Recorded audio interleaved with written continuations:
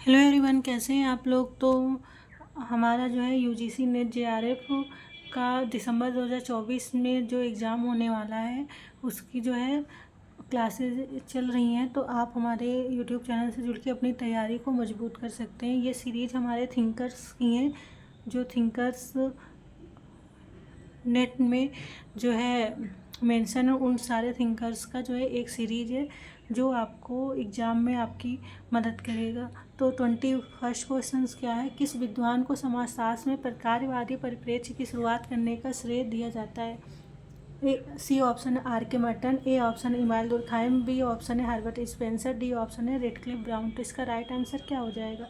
जो प्रकारवादी परिप्रेक्ष्य है इसकी शुरुआत किसने की है, तो इसकी शुरुआत की है इमाइल दुर्खाइम ने। तो क्वेश्चन नंबर 21 का ए ऑप्शन हमारा जो है राइट हो जाएगा। फिर हम आते हैं क्वेश्चन नंबर 22 पे। 22 क्वेश्चन है, सोशलॉजी शब्द की रचना के पूर्व कांट ने समाज विज्ञान को कौन सा नाम दिया था। ये बहुत ही बेसिक क्वेश्चन है जो है यूपी पीजीटी के लिए भी आपका कारगर होगा। आप इसे याद कर लीजिए, क्योंकि कभी कभी नेट में जो है बहुत हल्के क्वेश्चंस भी पूछे जाते हैं 2-4 नंबर का। तो अगर आप याद रखेंगे तो ये चीज़ें आपको जो है प्लस पॉइंट आपके एग्ज़ाम व्यू से रहेगी। तो इसलिए सोशलॉजी शब्द की रचना के पूर्व कांट ने इसे समाज विज्ञान का कौन सा नाम दिया था। ए ऑप्शन है सोशल डिमोलॉजी, बी ऑप्शन है एंथ्रोपोलॉजी, सी ऑप्शन है सोशल बायोलॉजी, डी ऑप्शन है सोशल फिजिक्स। तो इसका राइट आंसर क्या हो जाएगा, सोशल फिजिक्स। ठीक है, तो सोशलॉजी से पूर्व जो है कांट ने इस सब्जेक्ट को क्या बोला था, सोशल फिजिक्स। फिर हम आते हैं क्वेश्चन नंबर 23 पर। निम्नलिखित में से किस दर्शन शास्त्री ने मैक्स वेबर को वर्ण बौद्ध पद्धति का प्रयोग हेतु प्रेरित किया है। ए ऑप्शन है हीगल, सी ऑप्शन है डिल्टे, बी ऑप्शन है समनर, डी ऑप्शन है फ्रैंकलिन। तो जो वर्ण विधि है इसका प्रयोग किसने किया था, मैक्स वेबर ने। और मैक्स वेबर ने किससे प्रेरित होकर इस पद्धति का प्रयोग किया था, डिल्टे से। तो क्वेश्चन नंबर 23 का सी ऑप्शन हमारा जो है राइट हो जाएगा। फिर आते हैं हम क्वेश्चन नंबर 24 पे। क्वेश्चन नंबर 24 है, अगस्ट कॉम्ट के शिक्षक थे कौन। ए ऑप्शन है Thomas Hobbes, C option GS. Mill, B option है हॉनलॉक, डी ऑप्शन है सेंट साइमन।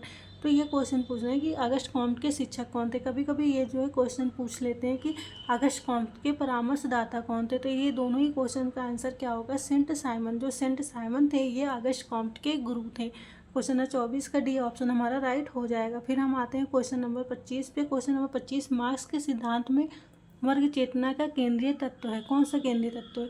ए ऑप्शन है वर्ग और संस्कृति, बी ऑप्शन है वर्ग और श्रेणीकरण, सी ऑप्शन है अपने आप में वर्ग, डी ऑप्शन है अपने आप के लिए वर्ग। तो इसके लिए क्या राइट आंसर हो जाएगा, मार्क्स के सिद्धांत में वर्ग चेतना का केंद्रीय तत्व है। कौन सा केंद्रीय तत्व है, अपने आप के लिए वर्ग।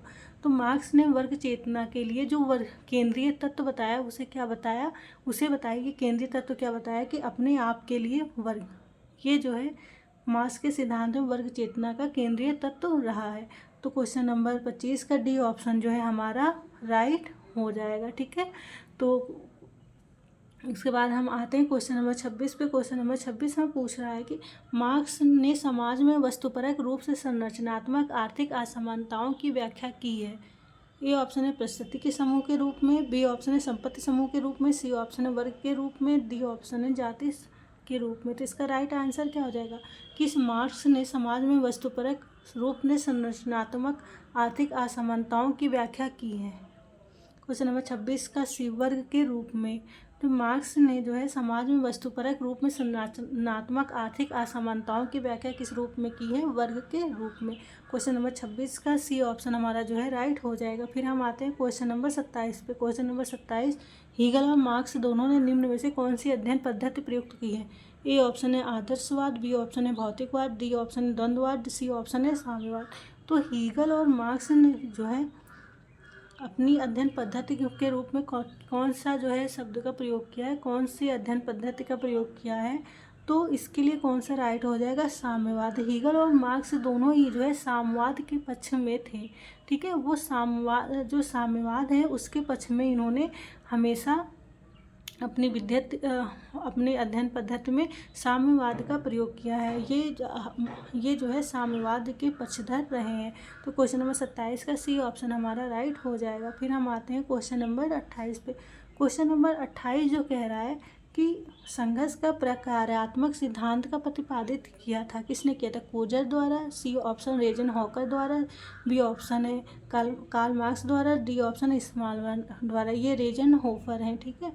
तो संघर्ष का प्रकार्यात्मक सिद्धांत का प्रतिपादन किसने किया है? इसका ऑप्शन हो जाएगा कोजर द्वारा। कोजर ने बताया कि जो संघर्ष है यह जो है हमेशा समाज में हानिकारक ही नहीं होता, यह जो है समाज में एक तरह से प्रकार के रूप में भी काम करता है। तो इस तरह से संघर्ष का प्रकार्यात्मक सिद्धांत प्रतिपादित किसने किया है?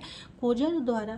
क्वेश्चन नंबर 28 का ए ऑप्शन हमारा राइट हो जाएगा। फिर हम आते हैं क्वेश्चन नंबर 29 पे। क्वेश्चन नंबर 29 क्या कह रहा है कि मार्क्स के कथनानुसार वर्ग संघर्ष में किन दो वर्गों के बीच संघर्ष होता है? ए ऑप्शन है पूंजीपति एवं सर्वहारा वर्ग के बीच, बी ऑप्शन है शासक एवं शासित के बीच, सी ऑप्शन है शिक्षित एवं अशिक्षित के बीच, डी ऑप्शन है मालिक एवं मजदूर के बीच। तो जो मार्क्स है इन्होंने बताया कि जो संघर्ष है यह दो वर्गों के बीच में होता है। कौन? शासक एवं शासित वर्ग के बीच में। तो 29 का बी ऑप्शन हमारा जो है राइट हो जाएगा।